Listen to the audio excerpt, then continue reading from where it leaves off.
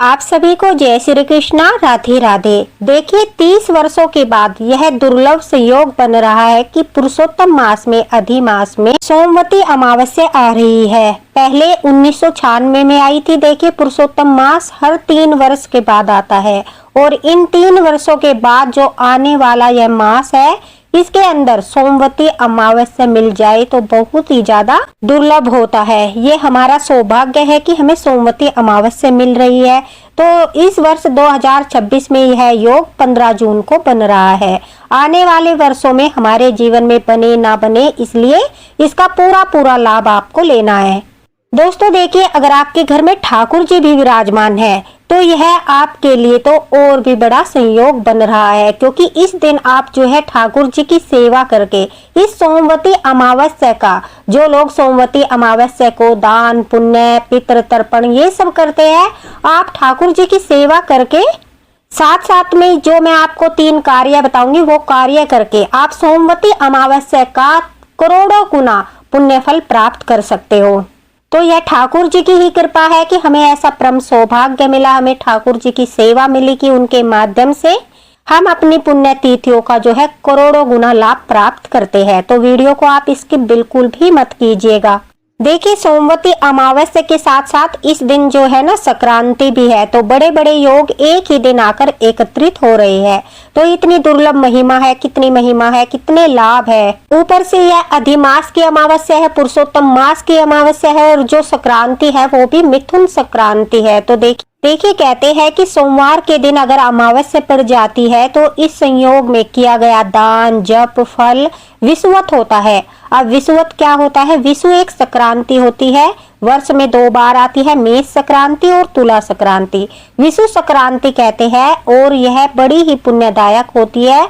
तो इसके अंदर जो भी आप दान पुण्य कर्म करते हो, सत्कर्म करते हो, ठाकुर जी की सेवा करते हो, स्नान करते हो, जाप करते हो, जो भी आप करते हो, तो वह सब विषुवत फल देने वाला होता है। विषुवत फल कितना होता है इसका भी वर्णन शास्त्रों में आपको मिल जाएगा। देखिए सामान्य दिनों की अपेक्षा विषु संक्रांति में आप जो भी सत्कर्म करेंगे ना, सूर्य और चंद्र ग्रहण के समान पुण्यदायक और फलदायक होता है। इसके अंदर जो भी आपको पुण्य मिलेगा वह सब अक्षय होगा। अक्षय यानी कभी भी समाप्त न होने वाला।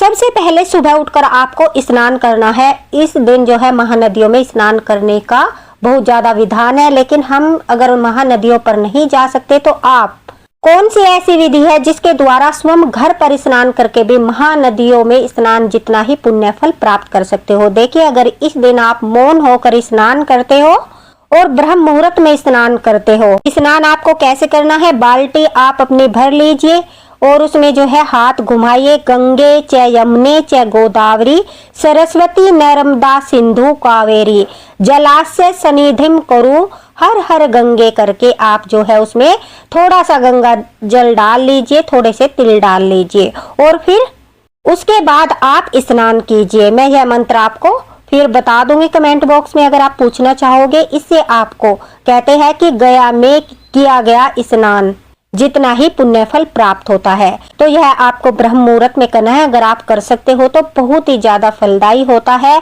60,000 वर्ष तक आपके पूर्वज भी इस दिन अगर आप पितृ तर्पण करते हो तो कहते हैं तृप्त रहते हैं। तो स्नान के बाद पूजा के बाद आपको तर्पण भी अवश्य करना है। और किस प्रकार से करना है बड़ी ही सरल विधि में आपको बताऊंगी, आप वीडियो में बने रहना। तो दोस्तों उसके बाद हमारे घर में अगर ठाकुर जी विराजमान है तो हमें अपने ठाकुर जी लड्डू गोपाल का महाअभिषेक करना है। और ध्यान रखिए अगर आपके पास छोटा सा शिवलिंग है तो इस दिन शिवलिंग पर जल चढ़ाने का भी विशेष महत्व है। अगर घर पर नहीं है आप जो है देवालय में जाकर मंदिर जाकर भी शिव जी पर जल चढ़ा सकते हो। साथ ही साथ अगर आपके पास इतना समय नहीं है तो ठाकुर जी को स्नान कराते समय ही छोटा सा आप जो है मिट्टी से पिंड जैसा आकार बना लीजिए। ज्यादा आपको बड़ा बनाने की आवश्यकता नहीं है, उसे पार्थिव शिवलिंग कहते हैं। छोटा सा शिवलिंग आकार बना लीजिए, उसी का अभिषेक कर दीजिए आप शिवलिंग मानकर।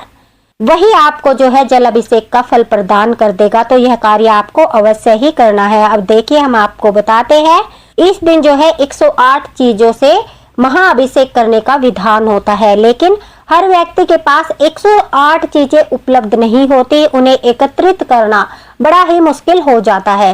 तो मैं आपको 5 चीजें ऐसे बताऊंगी जो आपको 108 वस्तुओं जितना ही फल प्रदान करेगी। और यह शास्त्रों में भी वर्णन मिलता है कि इन 5 चीजों से अगर आप स्नान कराते हो तो आपको 108 चीजों से स्नान कराने जितना ही पुण्य फल प्राप्त होता है। अब वो 108 का पुण्य फल प्रदान करने वाली चीजें कौन सी है, ध्यान से देखिए, वीडियो में भी आप देख सकते हो। जैसा कि हर बार हम कराते हैं, सबसे पहले हम गंध स्नान कराते हैं। तो गंध स्नान कराने के लिए सबसे पहले हम साफ शुद्ध जल लेते हैं। ठाकुर जी के स्नान जल में गंगा जल नहीं मिलाते हैं, इसलिए हमें सिर्फ तुलसी दल डालना है। थोड़े से काले तिल आप डाल सकते हो और आपको जो है चंदन डालना है। जितने भी प्रकार के चंदन आपके पास है वो सभी चंदन 1 2 3 जो भी चंदन है आपके पास वो डाल लीजिए। इत्र आपको जरूर डालने हैं। थोड़ी सी दुर्वा घास आपको अवश्य ही डालनी है। साथ ही साथ फूल की पंखड़ियां भी आप डाल सकते हो। फूल की पंखड़ियां अगर नहीं है तो इत्र डाल दीजिए। तो यह पहला गंध स्नान हो जाएगा। मैंने 5 वस्तुएं बताई है। पहला गंध स्नान कराएंगे। उसके बाद देखिए ठाकुर जी को जो है अमावस्या के दिन, पूर्णिमा के दिन दूध का विशेष महत्व होता है। जो कच्चा दूध होता है उसे शास्त्रों में बहुत ही ज्यादा शुद्ध और दैवीय शक्तियों से भरा हुआ माना जाता है। उसमें देखिए आपको गाय का शुद्ध कच्चा दूध लेना है और आपको यह जो है डेयरी वगैरह पर भी पैकेट मिल जाएगा। छोटा सा पैकेट आप लाकर रख लीजिए अगर आपके पास में शुद्ध गाय का दूध नहीं है, क्योंकि यही आपको बहुत ज्यादा जो है फल प्रदान करेगा। आपको जो है कच्चे दूध से ठाकुर जी का अभिषेक करना है। उसमें तुलसी दल तो आपको अवश्य डालना है। सबसे जरूरी बात क्या है, रविवार है और फिर उसके बाद सोमवती अमावस्या है तुरंत ही, तो हम तुलसी दल जो है नहीं तोड़ सकते। अगर आपने पहले से प्रबंध नहीं किया है तुलसी दल का तो आप तुलसी लकड़ी का, जो सूखी हुई लकड़ी होती है उसका भी आप प्रयोग कर सकते हैं, वो डाल सकते हो। आप बार बार हर स्नान में आप धोकर उस तुलसी की लकड़ी को डाल सकते हो। तो देखिए उस प्रकार से डालकर फिर आपको गंध स्नान और कच्चे दूध के स्नान के बाद, मैंने पहले भी बताया है, पुरुषोत्तम मास अधिमास में गन्ने के रस से स्नान कराने से बहुत विशेष महत्व होता है। अगर गन्ने का रस नहीं है तो गुड़ या शक्कर घोलकर आप थोड़ा सा रस बना लीजिए, क्योंकि वो रस से ही बनता है, इसलिए आपको उतना ही फल प्राप्त होगा। तो तीसरा स्नान जो आपको कराना है वो गन्ने के रस से कराना है। फलों के रस से आपको स्नान कराना है। इस समय जो है आपको खरबूजा, तरबूज, खीरा या फिर आम मिल जाएंगे। खीरे के रस से आप स्नान करा सकते हो, आम रस से स्नान करा सकते हो। यह हमारा जो है चौथा स्नान हो जाएगा। फिर देखिए हमें लास्ट में जो 5वां स्नान कराना है, 5वां अभिषेक करना है, उसमें शुद्ध जल में आपको थोड़ा सा जो है तिल डाल सकते हो, सफेद या काले तिल डालकर, क्योंकि तिल जो होते हैं वो हमारे पापों का नाश करते हैं, हमारे पापों को नष्ट करते हैं। तो अमावस्या के दिन काले तिल का विशेष महत्व होता है। काले नहीं है तो सफेद तिल भी आप डाल सकते हो। तुलसी दल और तिल डालकर साफ स्वच्छ शुद्ध जल से आप ठाकुर जी का अभिषेक कर दीजिए। ये 5 अभिषेक करने से आपको 108 वस्तु से अभिषेक करने जितना ही पुण्य फल प्राप्त होगा।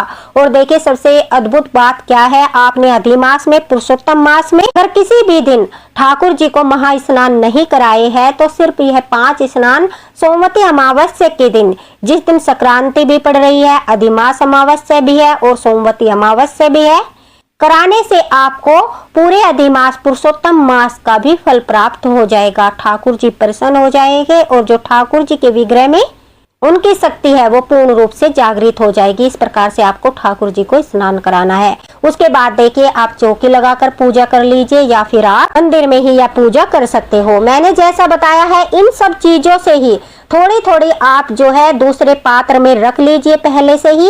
उन्हीं से आपको जो है शिवलिंग का अभिषेक करना है। अगर आप मंदिर में जाकर करते हो तो वहां पर जाकर करिए, नहीं घर पर ही पार्थिव शिवलिंग बनाकर करिए।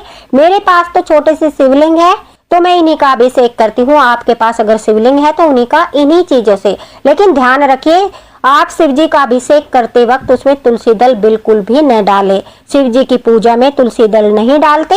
आप उसकी जगह दुर्वा घास डाल सकते हो या बेलपत्र के पत्ते हो वो डाल सकते हो। इससे आपको भगवान विष्णु ठाकुर जी के साथ साथ भगवान शिव की भी कृपा प्राप्त होगी। देखिए उसके बाद हम ठाकुर जी का श्रृंगार करते हैं। अब बात करते हैं, अगर आप व्रत करते हो सोमवती अमावस्या का तो कलश स्थापना कर लीजिए। कलश स्थापना जैसे हम हर बार करते हैं, आप नारियल द्वारा, फूलों के द्वारा या दीपक रखकर कलश स्थापना कर सकते हो। कलश के नीचे इस दिन आप चावल भी रख सकते हो, क्योंकि इस दिन चावल निषेध नहीं है। चावल का सेवन इस दिन वर्जित नहीं बल्कि बहुत ज्यादा फलदायी माना जाता है। पूजा में अक्षत का प्रयोग किया जाता है। ध्यान रहे, आपको ज्यादा टूटे हुए चावल नहीं लेने हैं। जो भी चावल आप लो वो बिल्कुल साबुत होने चाहिए। ठाकुर जी को तिलक लगाते समय भी आप अक्षत ले सकते हो, कलश के नीचे रख सकते हो, अपने दीपक के नीचे रख सकते हो। शिवलिंग पर अभिषेक करते समय आपको 11 साबुत चावल के दाने अवश्य चढ़ाने हैं। उनका बहुत ही विशेष महत्व होता है और बहुत ही बड़ा फल होता है। कहते हैं जो भी मनोकामना आप अपने मन में सोचकर शिवलिंग पर 11 शिवलिंग पर चावल के दाने चढ़ाते हो तो आपकी मनोकामना अवश्य पूरी होती है। ठाकुर जी के चरणों में भी आप चावल के दाने समर्पित कर सकते हो। इस प्रकार से धूप आरती करते हुए अगर व्रत करना चाहते हो तो संकल्प ले लीजिए, अगर व्रत नहीं करते तो संकल्प की आवश्यकता नहीं है। अब ठाकुर जी को और शिव शंकर भगवान को, गणेश जी भगवान को भी आप वहां पर सुपारी रखकर जो है छोटी सी उस पर कलावा रखकर आप जो है विराजित कर लीजिए या चित्रपट रख लीजिए। अब आपको भोग लगाने हैं। अमावस्या के दिन खीर का भोग लगाना बहुत ही ज्यादा शुभ माना जाता है। चावल की खीर का भोग लगाना बहुत शुभ माना जाता है। मालपुए का भोग लगाना भी बहुत शुभ माना जाता है। मालपुए का दान भी कर सकते हो, मालपुए का आप भोग भी लगा सकते हो। 5, 7 वैसे तो 33 मालपुए का विधान है, लेकिन आप ठाकुर जी को अगर भोग लगा रहे हो तो अपनी इच्छा के अनुसार, अपनी सामर्थ्य के अनुसार मालपुए बनाकर भोग लगा दीजिए। मीठी दही का भोग, कच्चे दूध का भोग, साथ ही साथ फलों का भोग, जो मौसमी फल है उन फलों का भोग लगा दीजिए। ठाकुर जी को मिठाइयों का भोग भी लगा सकते हो। अन्यथा अगर आपने मीठी खीर चावल की बनाई है ठाकुर जी के लिए, वो उन्हें बहुत प्रिय है और अमावस्या के दिन खीर पूरी का ही भोग लगाया जाता है। तो खीर पूरी मालपुए का भोग आपको ठाकुर जी को लगाना है। यह भोग लगाने के बाद देखिए बारी है पितृ तर्पण की, जो आपको जरूर करना है।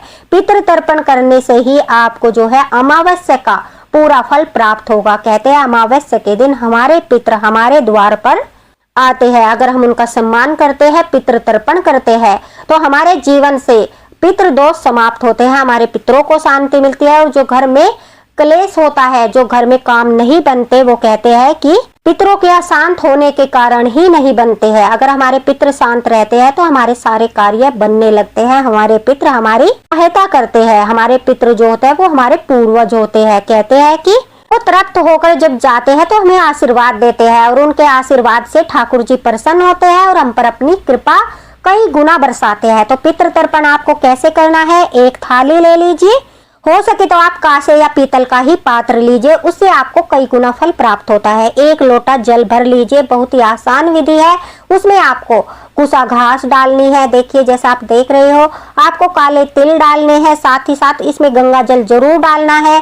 तुलसी दल आपको डालना है, थोड़ा सा गुड़ आपको डालना है। फिर आपको जो है अपने हाथ और अंगूठे के बीच से जो देवी स्थान होता है वहां पर दुर्वा घास ले लीजिए। वहां से जल छोड़ते हुए दक्षिण दिशा की तरफ आपको मुख रखना है। दक्षिण दिशा की तरफ मुख करके आप जो है अपना पात्र अपने सामने रख लीजिए, थाली वगैरह, और थाली के नीचे भी आप थोड़ा सा गंगा जल छिड़क लीजिए। कहते हैं कि ताकि उनका जो है पितृ तर्पण का फल हमारे पितरों को ही मिले, अन्य दूसरा कोई न लेकर जाए, इसलिए थोड़ा गंगा जल भी आप डाल लीजिए और अपने पात्र के चारों ओर थोड़े से काले तिल भी डाल दीजिए। इससे जो पितृ तर्पण आप करोगे उसका जो फल होता है वो आपके पितरों को ही मिलेगा।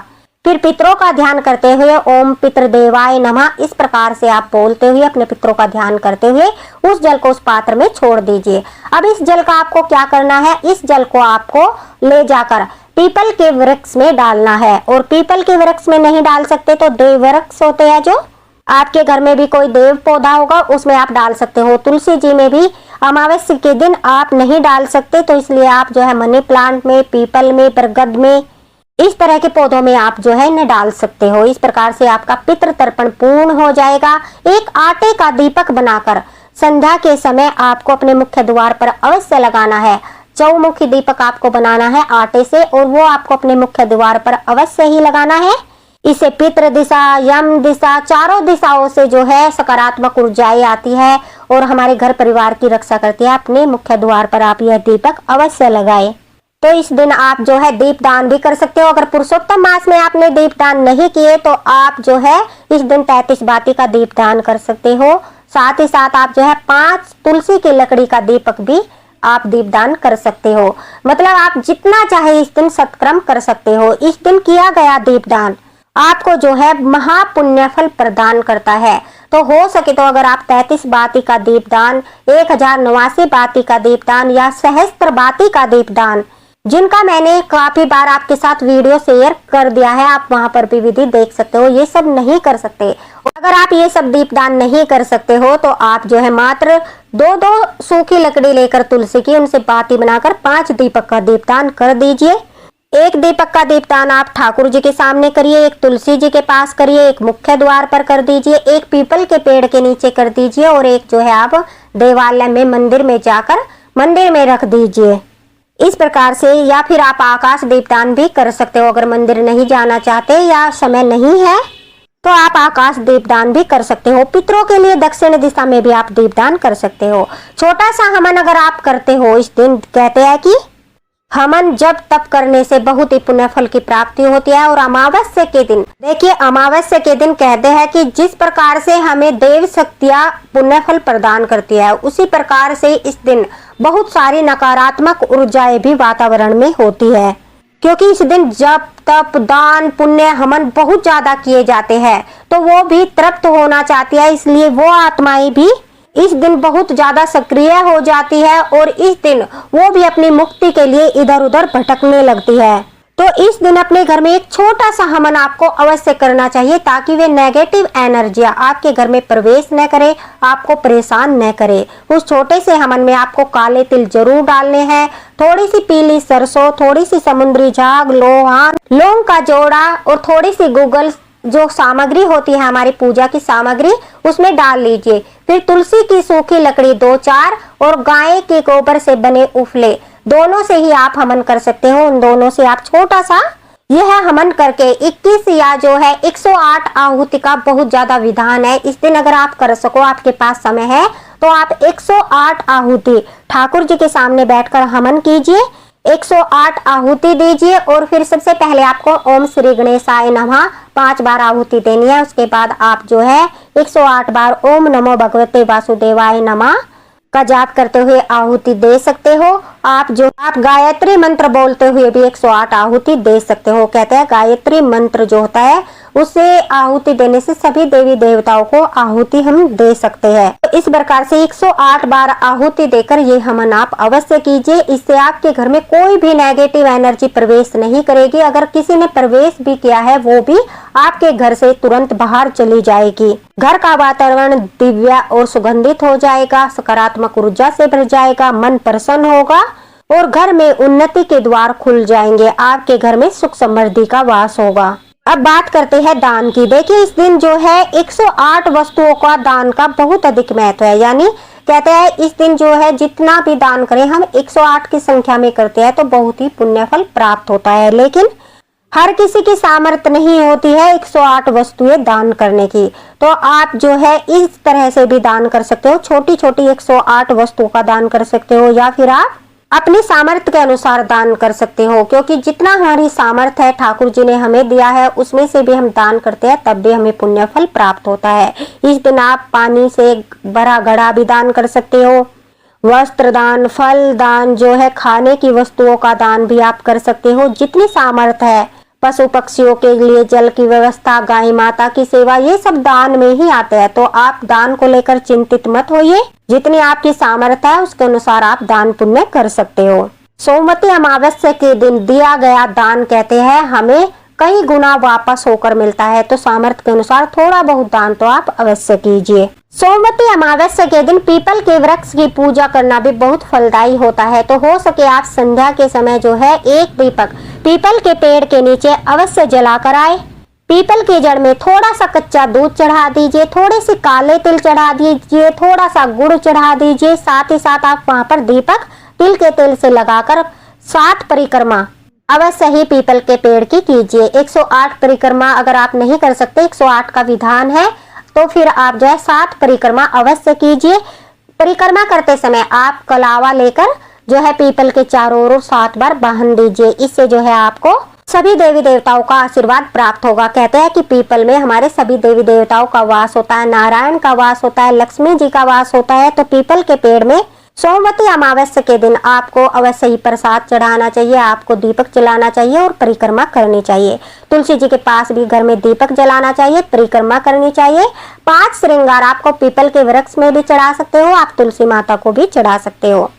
देखिए, अमावस्या 14 जून को शुरू हो जाएगी दोपहर 12:20 से रविवार, ठीक है, और फिर 15 जून 2026 तक रहेगी। तो सोमवती अमावस्या पड़ रही है 15 जून को। इस दिन आपको ये सब कार्य करने हैं। साथ ही साथ आपको जो है 15 जून को और 14 जून को दूसरों के घर अन्न खाने से बचना है। किसी कारणवश अगर आप किसी के घर अन्न खाते हो तो वहां पर आप जो है किसी भी तरह से थोड़ा सा दान पुण्य अवश्य कर दीजिए। बच्चे, सारी जानकारी सोमवती अमावस्या से जुड़ी जो आपके सोमवती अमावस्या के पुण्य फल को करोड़ों गुना बढ़ा सकती है, आपके घर में सुख समृद्धि का वास कर सकती है, ठाकुर जी को जागृत करके उनका आशीर्वाद दिला सकती है। क्योंकि पुण्य तिथियों पर किया गया ठाकुर जी का अभिषेक आपको महाफल प्रदान करता है। साथ ही साथ सही विधि से किया गया सत्कर्म आपको करोड़ों गुना फल प्रदान करता है। और यह तो सोमवती अमावस्या है, अधिमास की अमावस्या है। साथ ही साथ इस दिन जो है संक्रांति भी पड़ रही है और दूसरा 30 सालों के बाद यह संयोग बना है। तो आप इस विधि से यह पूजा पाठ कीजिए तो आपको फल अवश्य ही मिलेगा। अगर आपको हमारा वीडियो पसंद आया हो तो वीडियो को लाइक जरूर कीजिएगा, ज्यादा से ज्यादा शेयर कीजिएगा ताकि आगे भी ऐसे ही वीडियो हम आपके लिए लाते रहे। अगर आपको कुछ पूछना है कमेंट बॉक्स में आप पूछ सकते हो, आपको तुरंत रिप्लाई मिलेगा। साथ ही साथ कमेंट बॉक्स में राधे राधे जरूर लिखना। राधे राधे लिखने से कोटि कोटि पाप नष्ट होते हैं। तो मिलते हैं अगले वीडियो में अगले मार्गदर्शन के साथ। आप सभी को सोमवती अमावस्या की ढेर सारी शुभकामनाएं। राधे राधे, जय हरिवंश।